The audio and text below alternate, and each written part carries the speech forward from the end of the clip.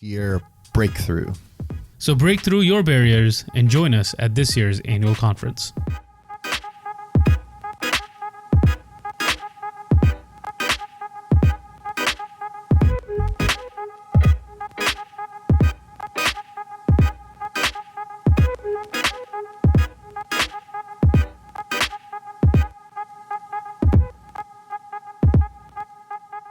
Welcome back to Talking Real, brought to you by the Oklahoma Association of Realtors. You are tuned into episode 138 of Talking Real, back in the studio. And Nabil, how's your day today?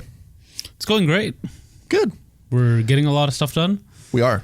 And the weather is my kind of weather. Yeah. Heavy podcasting day today for us. Yes. We've had a special guest come in that will, I guess we could go ahead and forecast it. Should we? Sure. We had Kathy Perez Whiteside, one of our members, come in, and she talked to us about multilingual transactions. She is she started as an English as a second language teacher, moved into real estate. She was the first Spanish speaking realtor in her community, and she's going to talk to us on a future episode about dealing with transactions where maybe one of the parties is not a native English speaker, and some tips and strategies and how she's dealt with that. It was a fascinating conversation. We can't wait to share that with you. Yeah, it was a cool reason why she got into real estate. Absolutely. So it's going to be a good one. Look forward to that. It'll be coming in a future episode very, very soon. But first, we got to talk about what's coming up. It's conference season. I feel like that's always conference season. It's conference season, Nabil. Are you excited? It's fall conference season. Yes, it is. I'm always excited about conference. I think it's a lot of fun, and I don't know, conference just gives you that energy. But then there's a little bit of a crash afterwards. Absolutely. We always work hard leading up to it. And to tell us more about the conference coming up, because you guys need to know what's happening, and to talk just a little bit about conferences in general, we got Will Gattenby, Senior Director of Membership and Communications. Hey guys, how's it going? Will, how are you? I'm doing really well. Glad you could join us. Yeah, I'm glad to be here. Thank you for having me. You have dealt with conferences through your whole career, right? I mean, you've just been, not that that's like the sole thing you do, but this is a weird year, right? We've had to audible, and you've kind of been one of the people, the many people involved here, working with our conference committee, obviously the variety of staff that we have here that are all hands on deck, but virtual conferences, like just... How do you think they're going? Now that we've got a few different virtual events, conferences, and so far you've attended a number of virtual conferences. Just what do you think? How do you feel about virtual conferences? Is it okay if I say that I'm not super crazy about them? I think that's fair. How many have we, each of us, I mean, combined, we're over a dozen this year, right? That we've been Easy. conferences we've been to this year that have all been virtual. Yeah.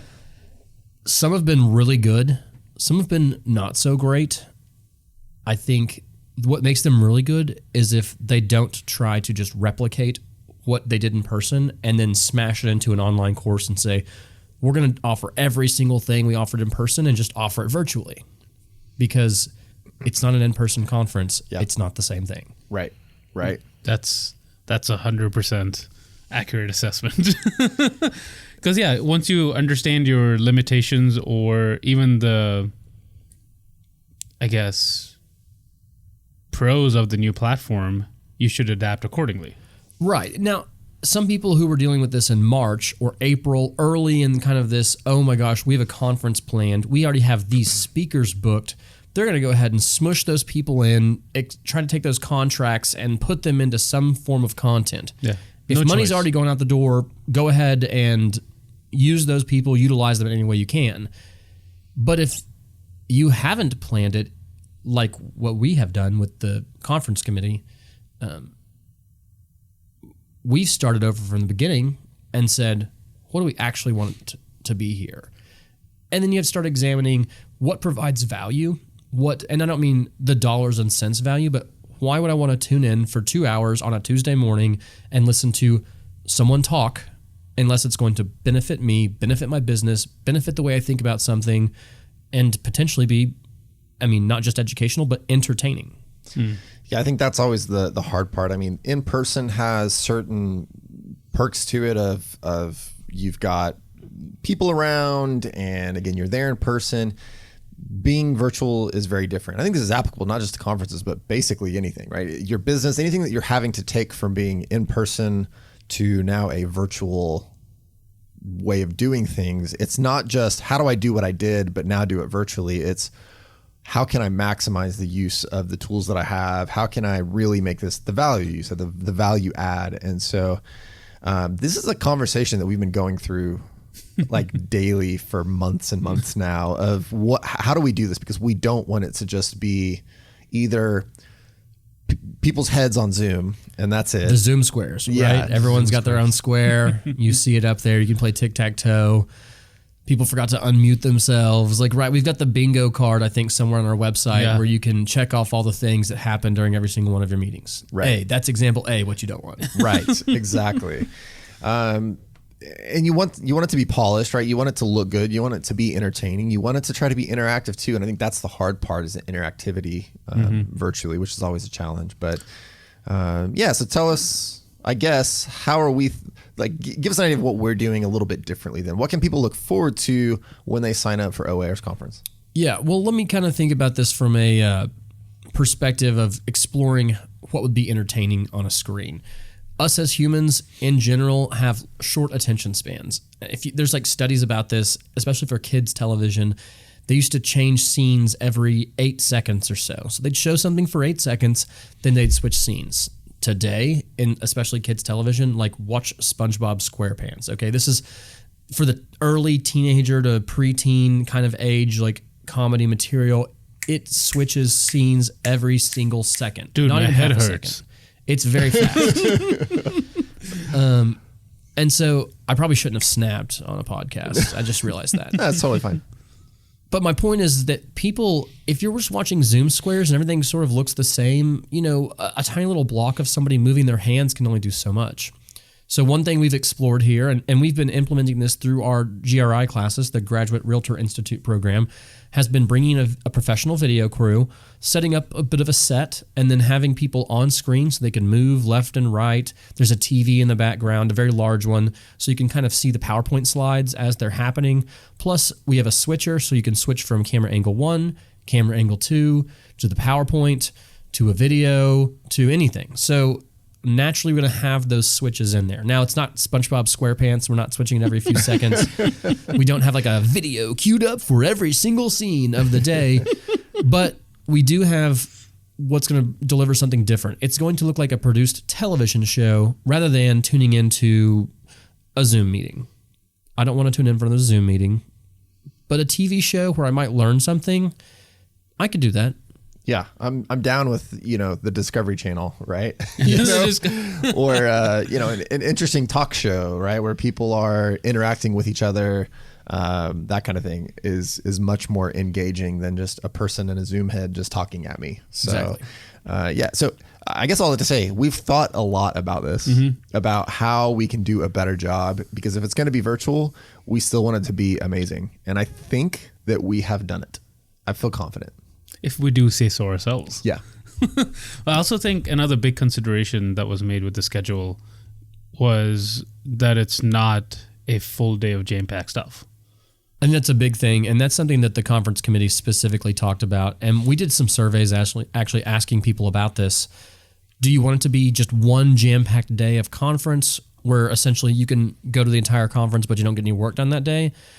Or would you rather us take those 2-hour blocks, spread them off into different days? You can pick and choose which ones you want to go to and also still take phone calls, go to a showing, go to a closing, get some work done. And when we're at our conferences normally, people take breaks and go answer the phone. I mean, that happens all the time.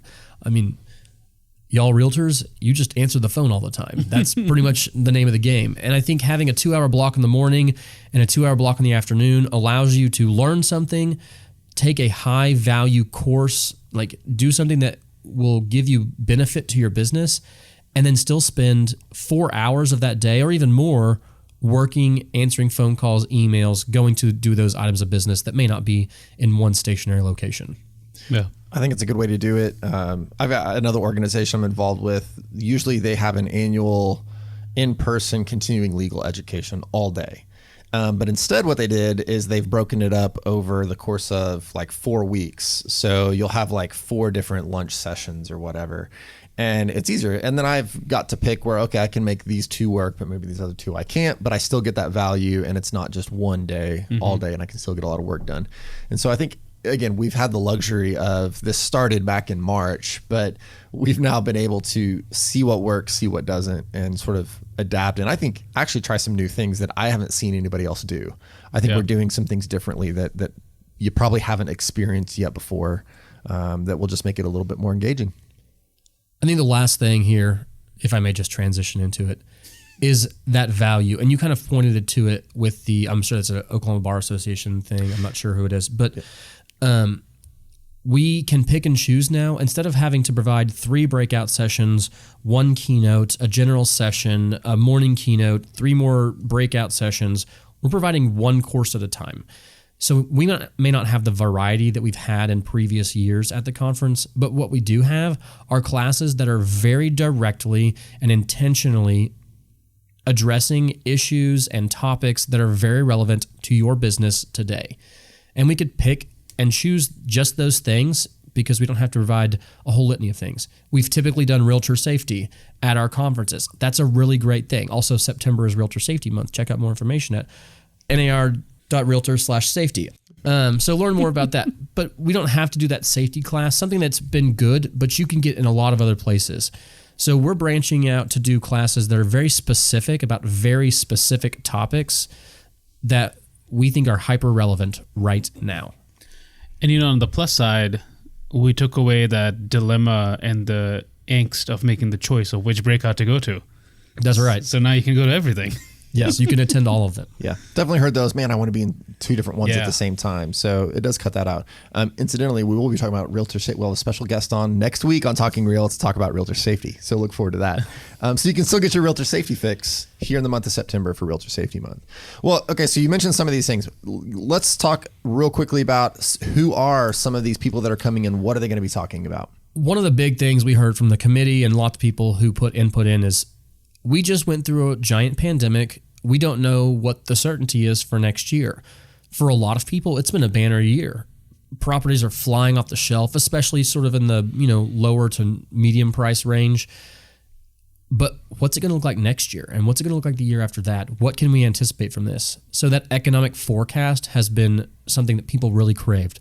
So we're bringing in Dr. Lawrence Yoon, who's going to do about 30 minutes, and then someone else from NAR. Dr. Lawrence Yoon is the chief economist for the National Association of Realtors. And then also from the National Association of Realtors, we have Dr. Jessica Lautz. And she is an economist there as well. They're going to talk about economic forecast, what's happened in the past 6 months, and how can you use this to know what's going to happen for your business in the next year. Nabil actually had a chance to talk briefly with Dr. Jessica Lautz and get a little forecast of what she's going to be talking about. So let's take a listen to that real quick of Nabil's short little conversation he had with Dr. Lautz. A forecast from a forecaster. I like it. We are joined by a special guest for a preview into our annual conference. Dr. Jessica Lautz is the Vice President of Demographics and Behavioral Insights at the National Association of Realtors, and her research really focuses on analyzing trends for members and housing consumers. So she is a wealth of knowledge, and every time I've gotten a chance to see one of these presentations, all of us at communication directors, we're always like, man, that was very fascinating. So just Dr. Lautz, Jessica. Jessica, yes. Please tell them what they're in store for. Yeah, absolutely. So I think the most fascinating thing right now is how consumer behavior has absolutely changed since COVID has happened. So in the last 6 months, buyers are saying that they're fast forwarding their transaction. They're doing their research online. They used to look at a dozen homes before they put a contract down. Last year, they looked at 9. There wasn't enough inventory. Now they're looking at 3. That's insanity. It's literally like an HGTV show, and people are going in and making a choice of their biggest investment and where they're going to live for maybe the next decade or maybe their forever home. So they're really changing what they're looking for too, just not how they're looking. Yeah, that is true, because they don't have the time to look sometimes, right? they don't have the time. They want to be targeted. Inventory is really tight. And so they want to make sure that they're being strategic and they're doing their research and their homework online. They're looking at the virtual tours, even taking virtual listings, and then going physically to the house to see, do I love it? Am I falling in love? Is this what I want? Excellent. And I mean, this is just one little piece of the puzzle that you look at. So I am extremely excited to see what else you have in store for us, as I'm sure the listeners are as well. So thank you for your time, and we'll see you in October. Awesome. I'm psyched to be there. Thank you. All right. Well, so what else do we have on tap? Who else can we look forward to hearing from? Obviously, a lot of people want to talk about social media. I feel like every year we do something about social media. For good reason. It's a landscape that's always changing, right? You've got TikTok, you've got Facebook, you've got, there's another session that's called TikTok, but there's one that's actually about social media. And this one was with Kyle Draper. So he used to live here in Oklahoma. He lives down in the Dallas area now. Kyle's going to talk about how to build your brand on social media. And he's going to examine this from a perspective of kind of starting with why you want to do it. You don't have to create a social media presence that's for everybody out there. You need to be you, and you need to create content for the people that are generally going to want your content. And then he's also going to dovetail into video, and video is a great platform and a great way to get your message out there right now. It performs well in all the metrics and all of the different social media platforms. And so he's going to talk about how to use video to increase your social media presence and your brand. And Jeff and I had a chance to chat with Kyle about his upcoming session. So let's get a little sneak peek into what he's going to talk about. For sure. I'm really interested in this. One, he's such an engaging guy. I mean, he just is the kind of guy that you want to hang out with, and seems like he's got some really great information. So yeah, let's take a look at what he's going to talk about. Kyle, thank you so much for joining us here via Zoom. How are you today? Man, I'm doing great. I'm doing great. Thank you so much for having me. We're incredibly excited to have you joining us for the annual conference for OAR this year. And we wanted to get a little bit of a sneak preview about what you're going to be sharing with everyone. Yeah, I'm excited about this. It's going to be epic. I know. I think that word is not even like we don't even use that word anymore. I don't even know why I just said it. But really, what the reason I think it will be is because what I've found working in the real estate space now for over 5 years is most realtors are still unwilling to leverage video. Maybe they'll leverage it for a listing, right? Maybe they'll use it for something that's showing an object, but they will not put their face in front of that camera lens. And it is ruining the opportunities that they have to be in front of their sphere. And they're missing out on countless opportunities to reach out to buyers and sellers. And so that is why just talking about video is so valuable. And that's what I'm going to bring to the table at OAR. That's exciting. I mean, I'm a huge proponent of video. So yes, you are. I'm super excited to hear what you have to say. And I'm sure realtors are going to get a ton of great information from it. I love it. We've talked before about video on the podcast and in a variety of other venues, and think that it's still somewhat of a fledgling thing, but it's the future. Everybody consumes via video now. They don't necessarily want to just read an article or anything like that. They want to see the video. They want to have that kind of face-to-face interaction with a video. So I'm excited to tune into that as well. And here's really if you want to know the focal point, because there's a lot of people that talk about video. And doing produced video, doing video where you spend a lot of money, that's easy, right? But in my mind, a lot of times that goes under, like it under delivers, because people don't want to work with the professional, or they want to work with their friend, right? They don't want to work with the overly produced realtor that can look good for 90 seconds on a camera spot. They want to work with the person that they relate to, right? Like, I naturally relate to people that have young kids because I have young kids, right? I naturally relate to people that love sports because I love sports. And so what I want to do at OAR is really open people's minds to stop overthinking what you have to do in order to prepare yourself to do video at a high level, right? We have these devices, and I know on the podcast you can't see it, but I'm holding my phone up into the camera.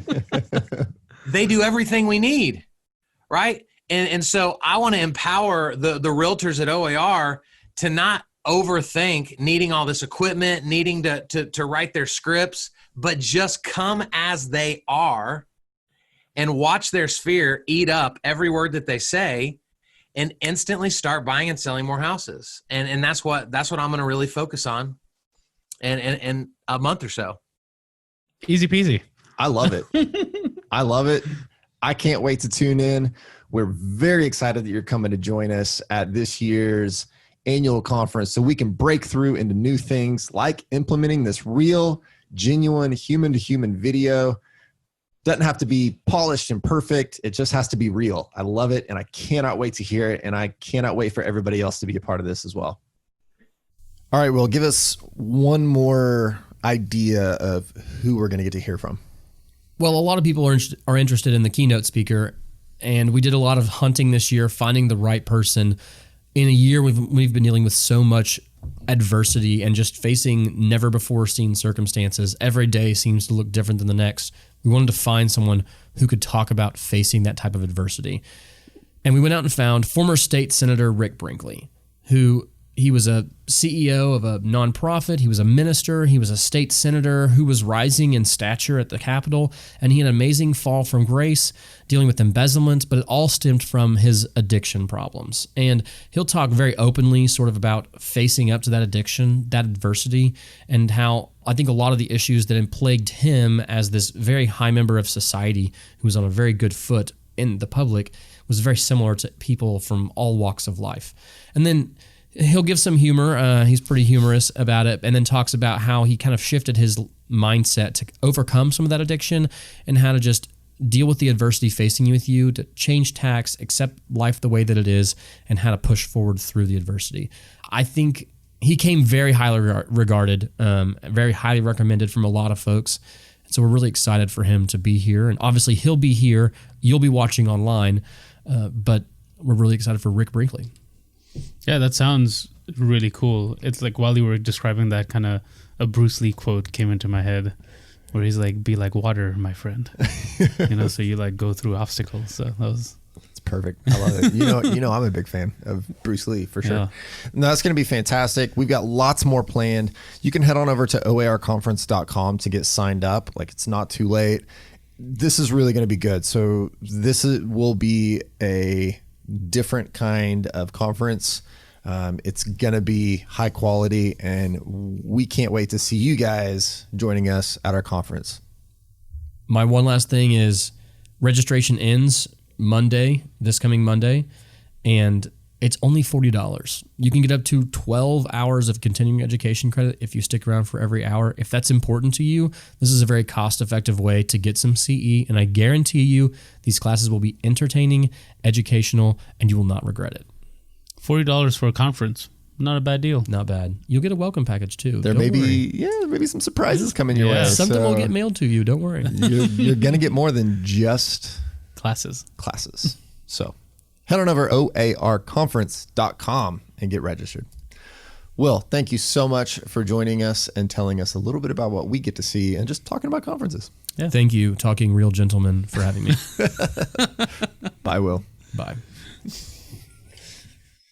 While Will was slipping out of the studio, somebody else slipped in. We're joined here by Josh Cockroft once again in the Talking Real studio. Josh, how are you? You got to close that door fast. I'm good. Josh was like, "Ooh, airtight." That's right.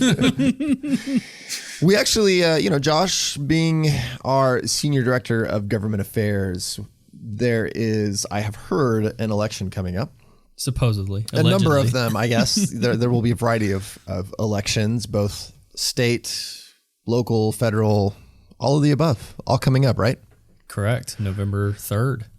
But there's a prerequisite to be able to show up on November 3rd and vote, or to get a ballot early as absentee, or to show up to your county election board early to vote, all of which are 3 different options in Oklahoma that you have to vote. But so what do you got to register to vote? Yeah, you do. And what is today? Today happens to be National Voter Registration Day. Yay! We need some sound effects and stuff in the background. Fireworks and No, today, God bless America. And today's National Voter Registration Day, a day where you see businesses, industries, political organizations, all the above, just trying to promote making sure that as many people as possible are registered to vote. It's our right as Americans to be able to do so, to make your voice heard. We live in a system of government that we are privileged to have a voice in through our vote. And if you don't believe that every vote matters, just look at some of the history of some of the elections in the past that have been extremely close at all levels of government. So big day today to make sure everybody's registered to vote. And I guess it's still early enough that if you register to vote today, then you can still vote in the upcoming November 3rd election. Absolutely. So coming up in October, on October 9th, that's the last day to actually register. So you've got a couple weeks here before you absolutely have to register. But from a government affairs standpoint, everything that we do in the Realtor Party, not only do we work on those RPAC investments, not only are we doing those mobile text alerts to make sure that our members are engaged at all levels of government, but making sure that our members are registered. That's also a big effort that we work on every single year. And actually, just before walking in here, before slipping in the door, I looked at Oklahoma stats, which have actually increased recently, and we're at 87.31% of all Oklahoma realtors are registered to vote. So Nice. Good on the realtors in Oklahoma, but that does also mean that 12.69% are not registered We want to to just vote. creep that up to 100% if we can. Exactly. Yeah. So, it's little efforts like this, like today, National Voter Registration Day, go hopefully help bump that number up so that we have a strong industry that's having a strong voice in all of our communities across Oklahoma, as well as across the nation. So, let's get that number to 100%. Do you know what percentage of people, like just in general, the greater public are registered? It's abysmal. Pretty low. It's pretty low. I don't know an exact percentage, but I do know that if you look at trade organizations like the realtors have a very high percentage across the nation. And for Oklahoma's purposes, 87% of any kind of membership is massive. Yeah. So that goes a long way. So if you are part of that 12.69% of Oklahoma realtors that are not registered to vote, make sure you do that today as soon as possible before October 9th. You can do that by going to ok.gov/elections. And you can register to vote there. You can also go into a post office, library. There's a lot of different places that will hold voter registration drives over the next couple of weeks. But make sure you get that done today to make sure that your voice is heard, and we can continue to promote the issues that realtors care about, and make sure that we're protecting property rights at every level of government and promoting home ownership for all. And you know what? Have a little voter registration drive in your office. Make sure all of your colleagues that maybe don't listen to the podcast, if you're registered, get them registered too. Yep. Have a little voter registration drive with your family. Get all your family registered if anybody's not. Let's just get it out there. Make sure people are engaging in their civic right and duty to vote and be heard. That's right.